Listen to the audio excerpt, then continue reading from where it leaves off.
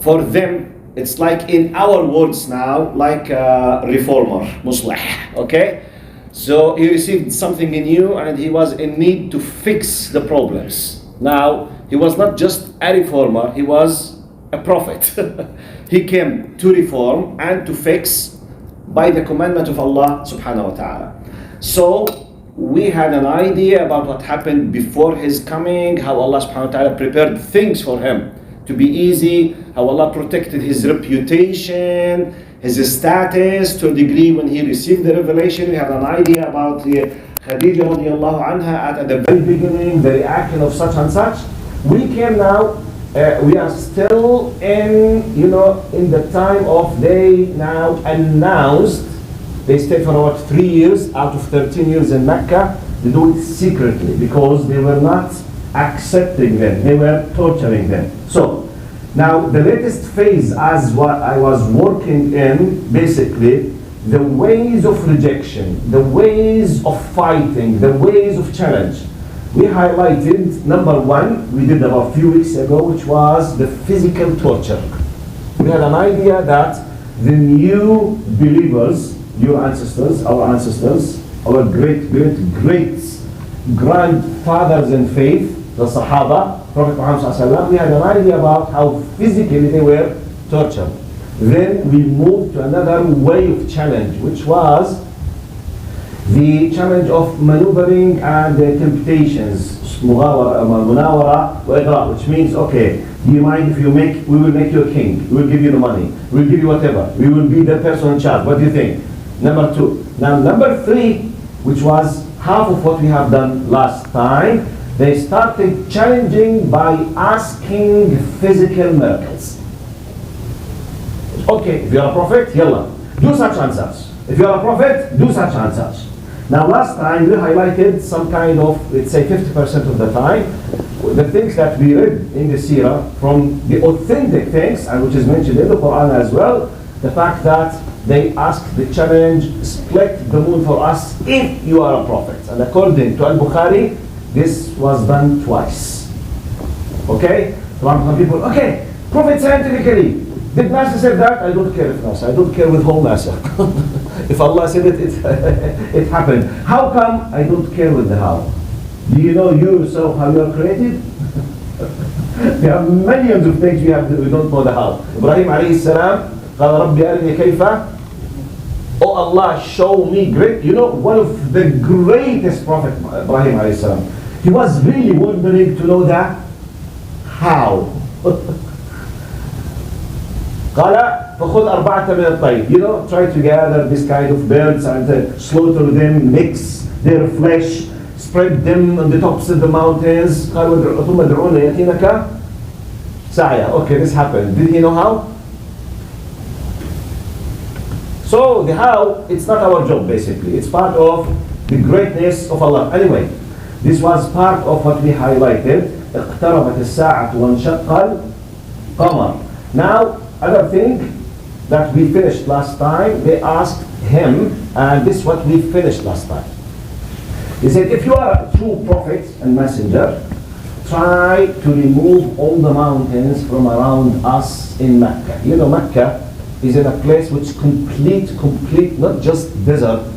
No, it's even much more worse than the normal deserts. It's just very dark rocks.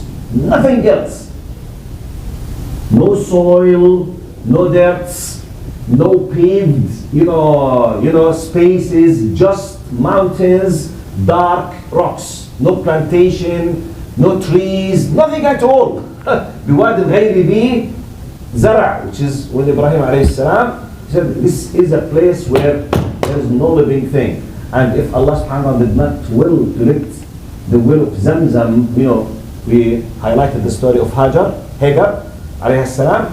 Anyway, so they said, okay, remove all the mountains, help us to make our own planet so that we can enjoy, to know that if you are a prophet, let your Lord just like this, remove all of these things. We highlighted the hadith last time. Allah subhanahu wa ta'ala replied to him, tell them, if I did it, and they did not accept definite punishment for all of them. Because this is the law of Allah subhanahu wa ta'ala. Allah is not against bringing you a miracle. But what if? Is it possible, by the way, that Allah might send a miracle and the people might not believe?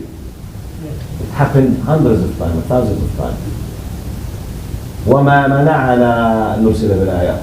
Because when they applied, he said, Prophet Muhammad said, Ya Allah, no. Because he knows that some of them will not.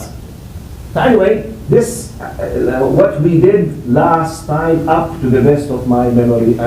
Now, in light of basically some of the scholars, when they were highlighting the mushrikeen request of what we call طلب خوارق العادة. This is the terminology that is used. خوارق العادة, literally it could be translated as the breakers of the norms. We have a norm, which is the law. Now, the norm that we have rain through clouds. We can't have rain without clouds. Now, if we just saw the water comes without clouds, this is what? خارق للعادة. Because, by the way,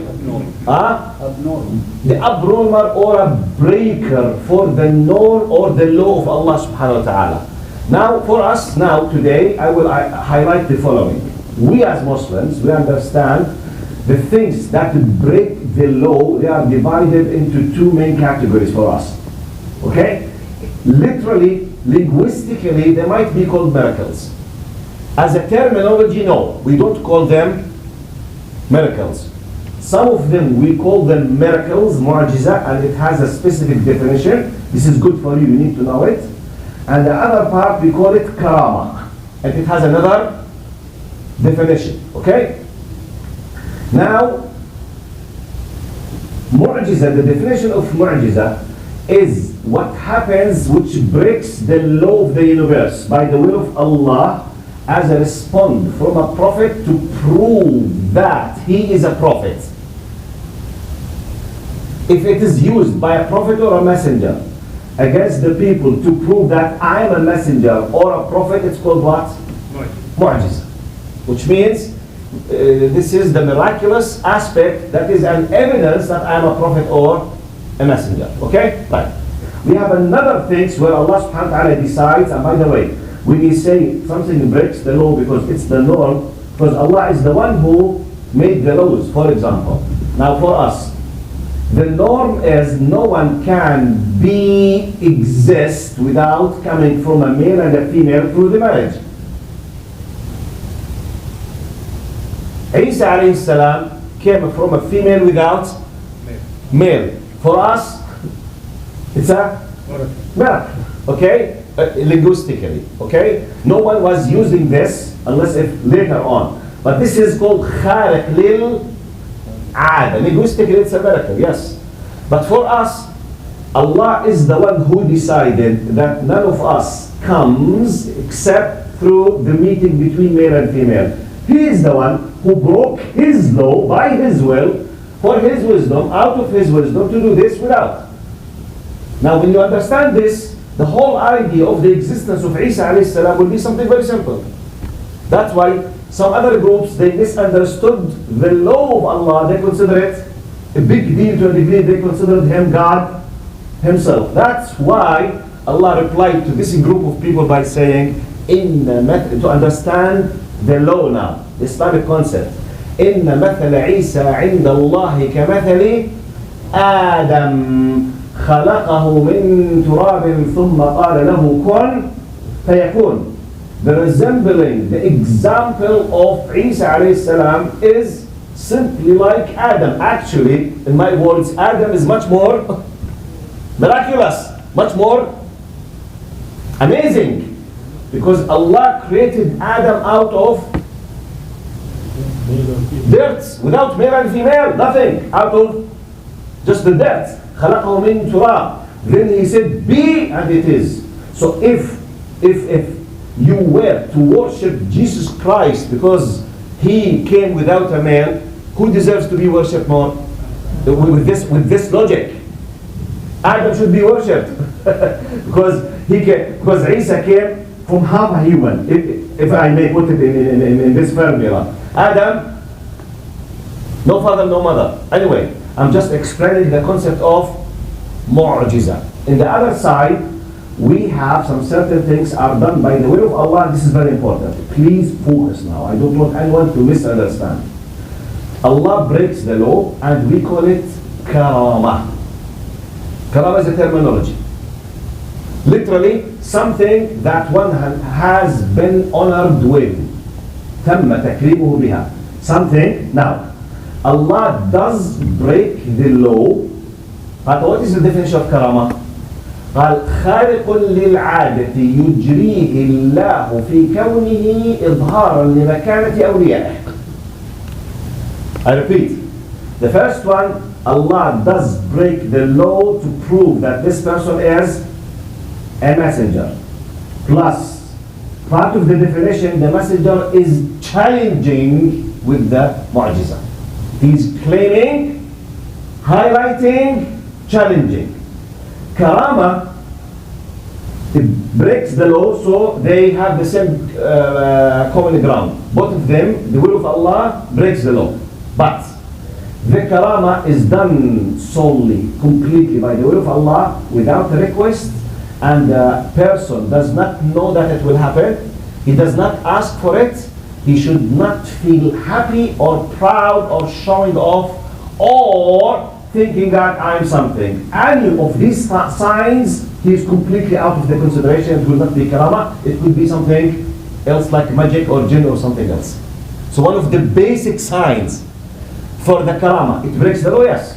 We heard about Sahaba sometimes. In their fights, they walk, riding horses in the water. It happened.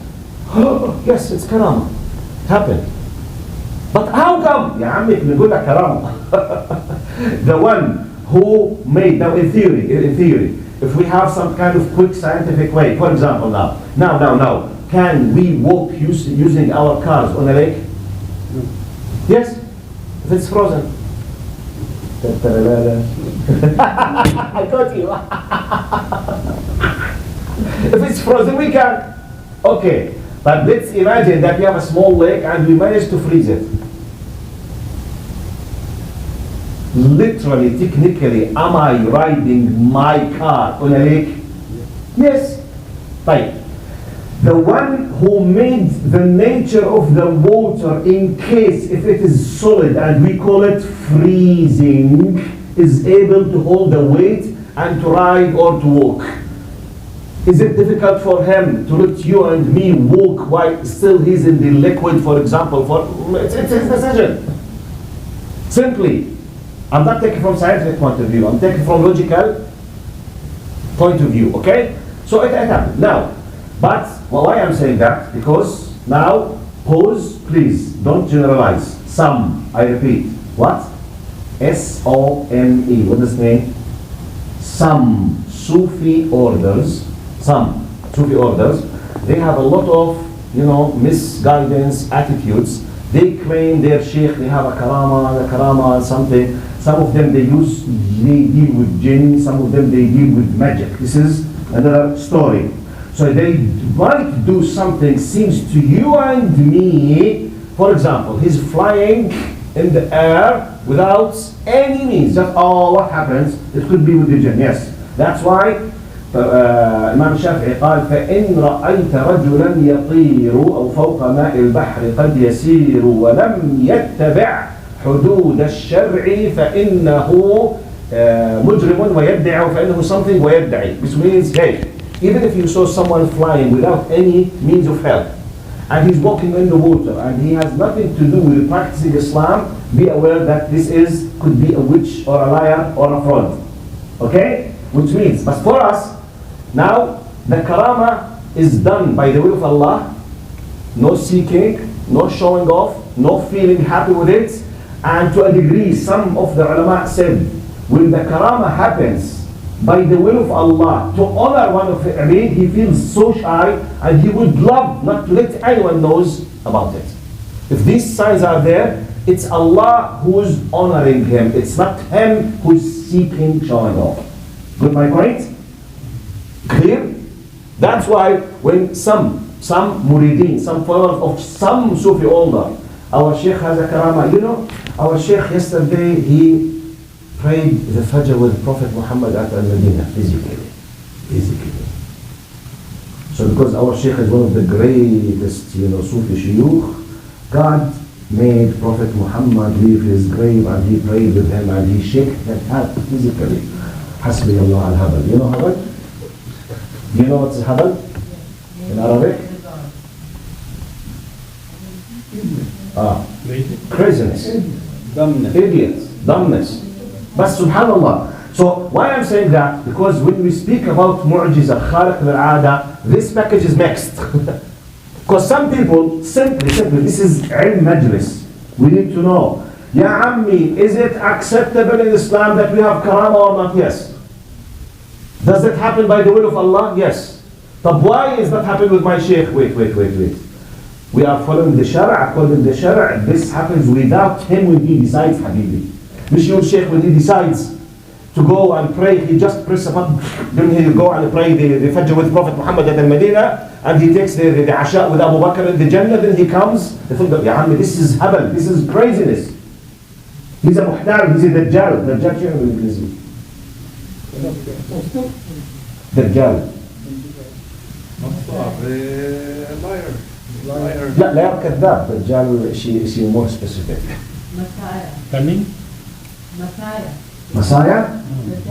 No, sorry. The literal meaning of the Dajjal, not the terminological meaning. This is Al-Masih al-Dajjal, this is the Antichrist. I'm talking about the Arabic terminology with Dajjal. You know, Dajjal is, like the liar who's hiding a lot of things and making a lot of fraud things, and he's cheating, lying, acting as if we call him Imposter. I-M-P-O-S-T-E-R, imposter. Okay. Most of the karama, we knew about it after the person who had it passed away. Subhanallah. Because the shuyukh or the awliya used to hide it so much So that yes. it was known about it after they passed. شوف لو جبنا سيرة الدجالين ونولع حرب. طيب, anyway, I was in need to let you know, please, because now I will re-highlight the concept that Al-Quran is mu'jiza. Now, yes. Dajjal in English is translated to what? U-A-C-K. U-A-C-K. It's written like, Wake up. you read it, what? It's not the swipe of the duck, it just means somebody who's making a lot of noise and there's nothing to زي مزعج يعني. Okay, جزاكم الله خير. Thank you. Look, what I was doing now is التخلية قبل التحلية. I'm trying to remove any possible misconception from my point. To know what is mu'jiza, what is karama, to understand it well, then we be more focused now. Now for us, in our Islam, in our faith, in our aqidah, historically, all prophets and messengers, they were given physical miracles. However, Allah subhanahu wa ta'ala decided to give Prophet Muhammad sallallahu alaihi wasallam the biggest miracle, which is the Quran. What I need you to know is the following now. It's too hard عشان انت تحت الباب. طيب, الله يجزيك الخير. But if you can ask him to now, the mu'jiza. From one angle, the biggest aspect of the miracle of the Quran basically is the linguistic one, which means al-lugha, the melting pots, the main shape that contained everything else. Now we believe that Quran is the constitution of humanity. True or false? It's the constitution. This constitution is not just a book that contains information. No. It is written in a miraculous way. Now, to understand this, you need to know Arabic. So the shubha or the doubt comes now. Okay, wait. if this aspect of miraculous, for example, mu'jiz of the Quran, happens just through the channel of language, how come you are ready to make an impact on non-Arabs? If it is for humanity, are you with what I'm trying to do now? If this is the case, yes, we believe the biggest aspect that runs through every single word is the language. The miraculous language. You will not be able to taste it, to enjoy it, but it contains other aspects of miracles. Okay? This is the biggest. Part of what it contains, last time we highlighted, that it contains the legislation itself. How to solve our economic problems, political problems, financial problems, family problems, and even if inheritance, how each one should be receiving after the death of someone, it's there from one aspect. So for humanity, right? Economy, finance. We put you a big restriction, no interest. What is the biggest problem of economy on earth now? Interest. When people face crisis, what is the most important thing economically they do? Zero interest. Am I exaggerating? At the time of Corona, what was the only and biggest solution that all of them practically admitted?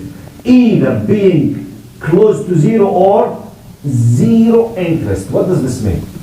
This means that everyone has to do with economy understands that the zero interest is the haven and the savior for the people's economy.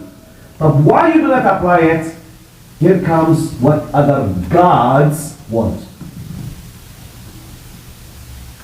Are you with me? Here comes what other gods want.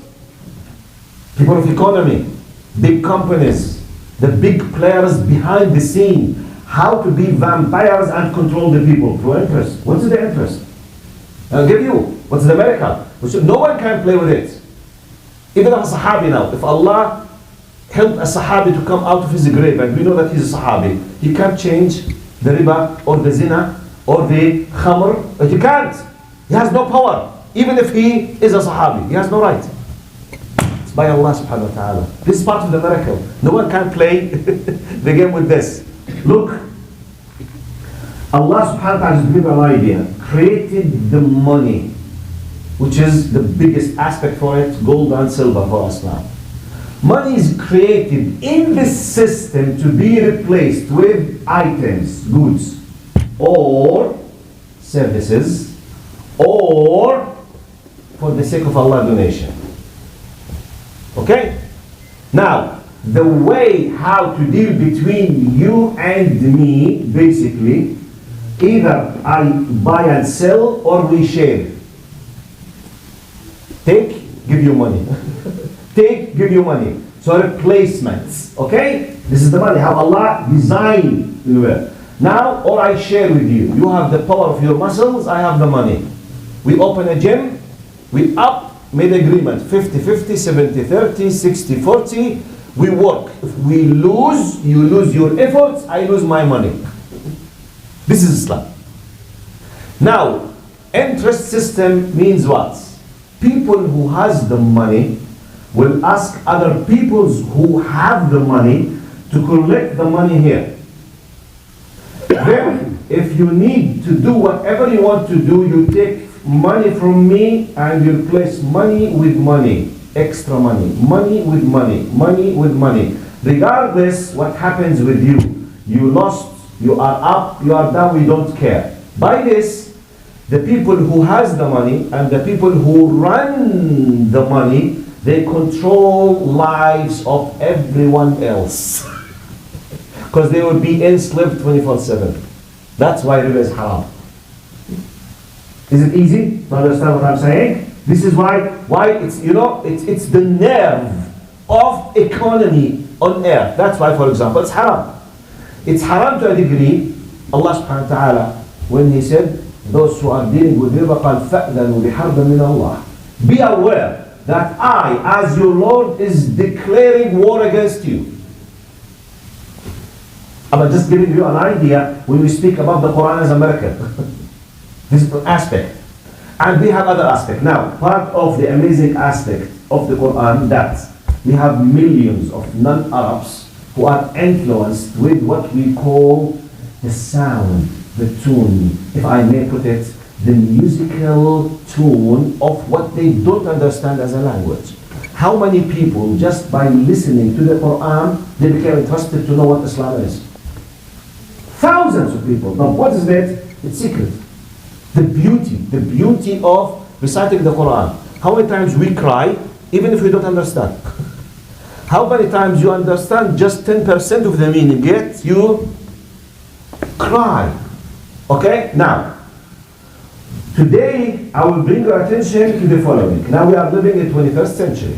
This constitution, the Quran, contains a lot of great things. The biggest is the language, yes? If you don't have the language, and by the way, just pause. Most of the Arabs, they don't have the language now. Many Arabs, they are non-Arabs. Don't think that the fact that you speak Masri or Palestini or Urduni or Iraqi, you are speaking Arabic.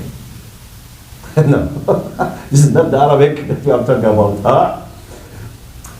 To enjoy the beauty of Quranic Arabic, you need to speak the Fusha Arabic, to live it, to study it, so that when you start saying, Allah, Wallahi, Wallahi, Wallahi, when you understand Arabic, you will feel as if it's a magic. Right? Do you think that Allah has chosen this language for His final book for humanity just randomly? Do you think? Hasha subhanahu. No, there is something. Anyway, my point, طيب, what if we are non-Arab? What if how to speak with non-Arabs? Here come to our very focused point today. I did say it many times. Today I will highlight it more. I will give you more examples. Now we have legislative miracles, teachings, information, sound, recitation. Part of what we have from what we consider miracles basically is what we call now in our terminology scientific miracles. Al-Ijaz, Al-Ilmi. And I believe if you are a non-specialist in Islamic studies, and if you don't master the skills of Arabic for whatever reason, okay? And you want to speak about the power of the Quran as the book of Allah, please educate yourself about scientific miracles in the Quran. Today, I will repeat very quickly 3 that I have done it 10 times. Then I will add another 3 to 4 to your information.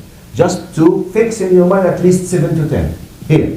Whenever happens, what do you think about this? Because common sense. What we know now call technology or science, 95, if 99% of them, they were not known as it is known now just 100 years ago and go back. Most of the high technical knowledge that we know now, am I exaggerating? Most of what we know, no one knew about it. About many things in physics, chemistry, biology, geology, many things. So when the Quran 1400 years ago mentioned this, not just generally, in specific, it's either you have one of 2 options. Either to find a satisfying answer for yourself, to stand before your Lord in the day of judgment when you reject this and without having a reason, or to accept it and submit. You don't have another option. Or find an answer. This is part of what we know to understand the challenge, okay? Quran is a challenge, but don't now, you are not asked to go to challenge the people with the Arabic rhetorical style, al-balagha al-Arabiyya. No one will care with that now. You need it as an expert if you want to be an expert. You need it. But outside, you need something else. Now, the 3 examples that I mentioned at least 10 times. Richard Varley and his story when he became a Muslim about 30 or 40 years ago. That officer in the UK Department of Anti-Terrorism, when he was reading the Quran in 1989 to 1993, Richard Varley. When he his major is biology and physics, and he was reading about the Muslims because he wanted to deal with Muslims in the streets. 98 at the time of Salman Rushdie affair. So he said, my basic or my major, he has double major, geology and physics. 1989, he was reading the Quran. He came across قول الله تعالى والسماء أولم يروا الذين كفروا أن السماوات والأرض كانتا رتقا ففتقناهما وجعلنا من الماء كل شيء حي. Have the non-believers witnessed that that heavens and earth, they were one mass and we split them into pieces. So he said, I was reading this. He said, أصبح هيك. اوه جد تحكي؟ بس صوتي عالي مع السماعة ان شاء الله بكون واصل. انا I'm so sorry. Me no English. Sorry, no English. Me no. حول ولا قوة إلا بالله. اللهم صل على سيدنا محمد. When you face a problem, me no English. What I was saying. أولم يروا جزاك الله خير. Have the non-believers witnessed that the heavens and earth, they were one mass and we split them into pieces? Then he said, wait. He said, this is what we call now the Big Bang Theory. نظرية الانفجار العظيم. He said, how come the Quran is referring to this? Then he came across قول الله تعالى والسماء بنيناها بأيد وإنا لموسعون. Verily indeed we have built heaven, the heaven with might and we are still expanding it. Look to the Quranic expression. Expanding. Present continuous.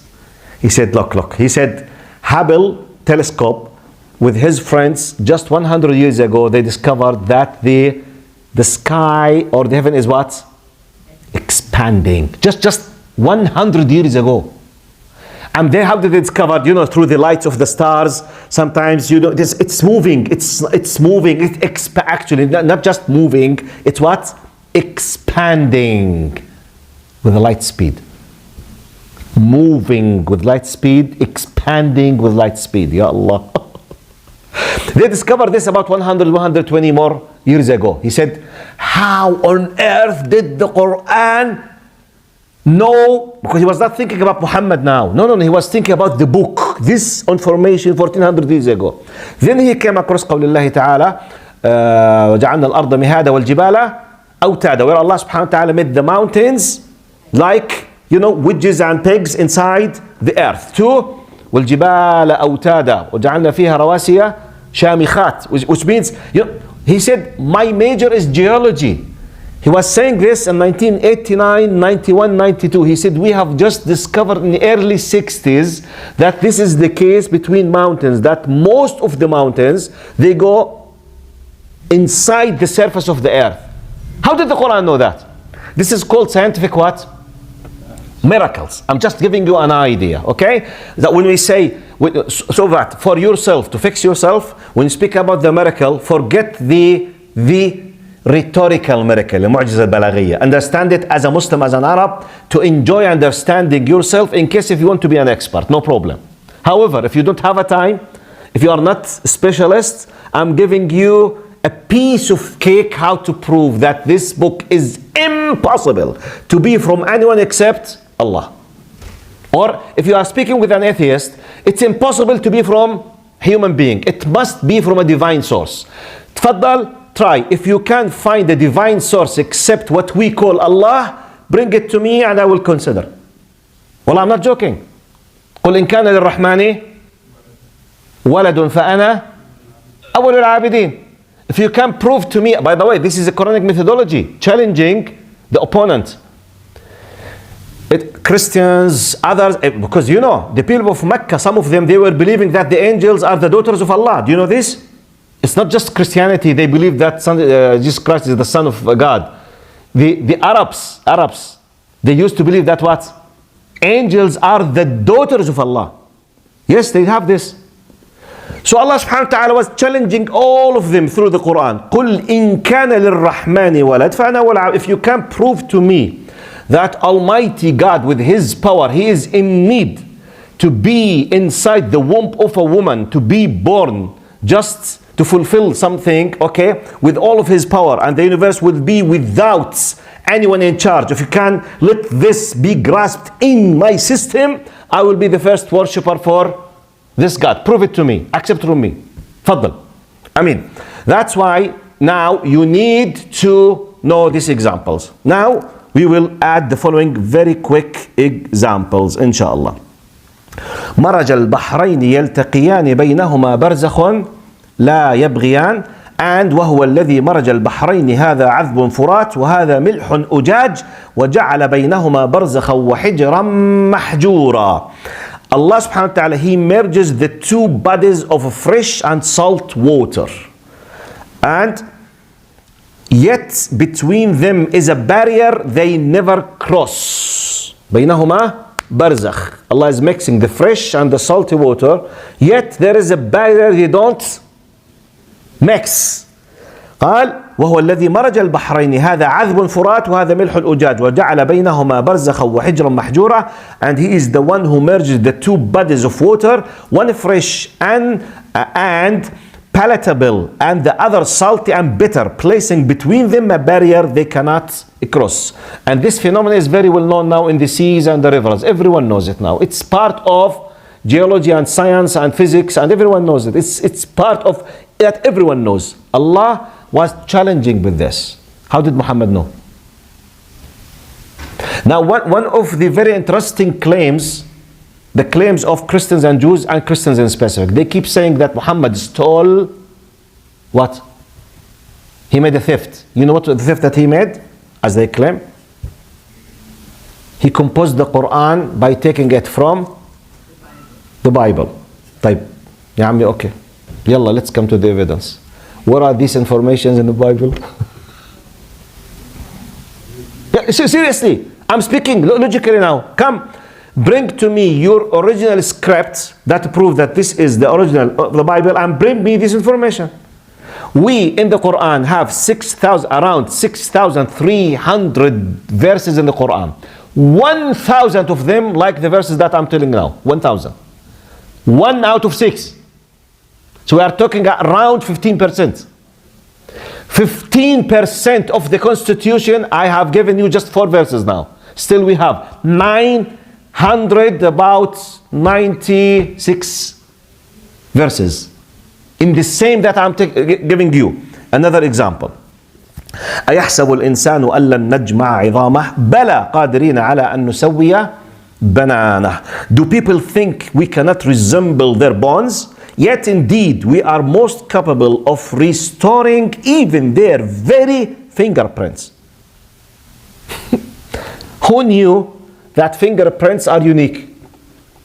Now part of your identity that no one can resemble you is your fingerprint. Allah is challenging. It's not just I will reshape you again. It's not just I will bring you into life again. No. I will reshape your fingerprint. The fingerprint, who knew anything about that? No one. Just tens of years ago. Now its basic part, actually it's a common sense in the criminology now. You take criminology, I think, huh? علم الجريمة. Part of the criminology science basically is the fingerprints. طب how did Muhammad know? Another example. طيب, 4th, 5th example. فمن يرد الله أن يهديه يشرح صدره للإسلام ومن يرد أن يضله يجعل صدره ضيقا حرجا كأنما يصعد في السماء كذلك يجعل الله الرجس على الذين لا يؤمنون. Whoever Allah wills to guide, He opens their heart to Islam. But whoever He wills to leave astray, He makes their chest tight and constricted as if they were climbing up into the sky. This is how Allah dooms those who disbelieve. Allah is resembling those who disbelieve like someone who is finding very difficulty in his breathing because he was climbing into the sky. He was ascending into layers of heaven. Now we know that by doing this, you are losing oxygen each layer contains less oxygen. And we know that's why we use when you travel with the airplane or when you have big balloons. اسمها المنطاد شو اسمه؟ Big balloons? Balloons. You know, this big balloon, sometimes when it goes few hundreds or thousands of feet, you need what? Oxygen. You will not die immediately. You will not lose completely oxygen. But oxygen will be what? Less. Wow. Look how accurate the Quran is. Even when you climb mountains. Yes, Jazakallah khair. Everest, for example. You know, the top of Everest, I think 4,000 meters, which is about 12 or 13,000 foot. Now, the idea, to the best of my knowledge, شوف الطيارين على السريع بخشوا على الخط بيمسكني هسه يا عمي ما عديها بقى يا شيخ. How many thousands? 26,000 feet. وشوف you need to use with me منهج عديها بقى يا شيخ. Okay? 20,000 feet. 26. How many thousand meters? Everest. Wow, 20,000. Almost 8 kilometers.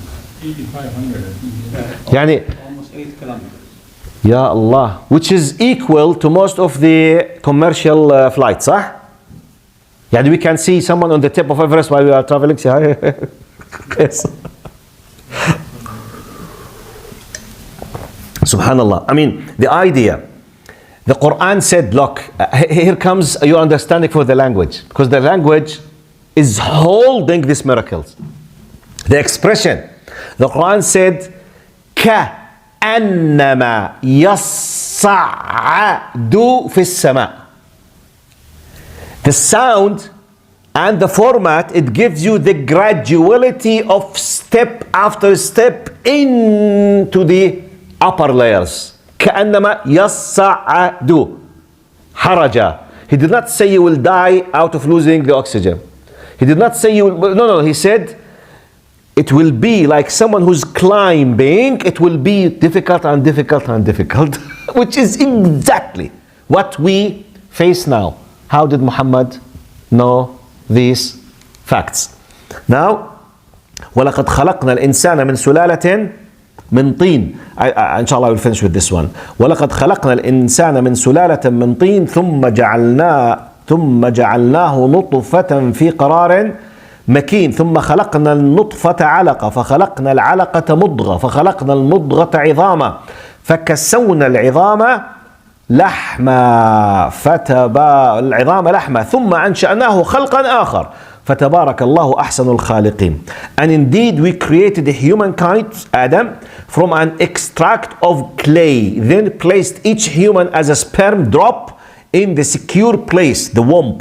Then we developed the drop into clinging clot of blood, then developed the clot into a lump of flesh, then developed the lump into bones, then clothed the bones with flesh. Then we brought it into being as a new creation. So blessed is Allah subhanahu wa ta'ala, the best of creators. Now, the steps of the creation up to just a few hundreds of years, all of humanity, including Europe, at their dark ages, they used to think that in the womb of our mothers, we are created as a complete human being, but very, very small. Okay? Then this very small, complete creature will be just, will be expanding in the size, and that's it. And also they used to teach in the medical universities شوف that muscles, flesh are created first, and then bones grow in it. Subhanallah. They thought it's a fact. Dr. Yas, he's a doctor. He's a dentist. So he did part of his job in the medical faculty. That's why he's saying, just for the people in the internet, they used to teach, do you know when? Up to when? Dark ages. Dark ages, they used to think that muscles are created, then bones will become inside it. Now the Quran says, bones first. Bones, then the flesh. Now we'll point. By the way, unless you can prove that Muhammad ﷺ was a scientist, and you bring his degree from Cambridge or Harvard or MIT or whatever, you can't prove it, I'm ready to leave Islam. If you can't prove it, submit. Respect your place. Respect yourself. Wallahi. By that I can't. I'm repeating the challenge of Allah. قُلْ إِنْ كَانَ لِلرَّحْمَنِ وَلَدٍ فَأَنَا أَوَّلُ عَابِدٍ. If you can disprove it, do it. If you can't prove otherwise, do it. If you can't, you have no option but to submit. Or this is part of the meaning of rejecter. You know rejecter? شو يعني rejecter? كافر. What is the kufr? To reject something after knowing and realizing. That's why some people, معقول يا شيخ, Allah will punish some people in the day of judgment in the hellfire. Where is the mercy of Allah, حبيبي? ومعقول في واحد so rude and وقح, after knowing all of these evidences about the greatness of his Lord, yet he was so arrogant to refuse him? Why you are not able to understand this? Why you are able to accept this? Why? I'm not addressing you. I'm addressing those people who think in this way. Because they think in the human rights. But what about God's rights? سؤال. My right, my right. يا عمي طب Allah does not have right? ها شيخ, what do you mean? You are talking about your right. What about Allah's rights? ها? You have your rights. What about your God's rights? ها? That's why the two angels, when they come to the grave and they ask him, Man Rabbukum Adinuk, he will say what? Ha? Ha? Okay. No answer. No English طبعا. No English. Huh? I mean, yeah, by the way, in the grave with the angels of death, there is no concept of me no English. La, they will speak in something you understand. Don't worry. Don't worry. They will speak in wallahi. Wallahi, it's very horrible. It's not a joke. Because if you don't have other way, you have to consider. You must consider otherwise. That's why the beauty of Islam is clarity. The beauty of the challenge of Islam, it's not just submit and believe and close your mind, don't think. No. We are challenging you to think. That's why Allah subhanahu wa ta'ala decreed that the first ayah in Islam was revealed what? Iqra, read.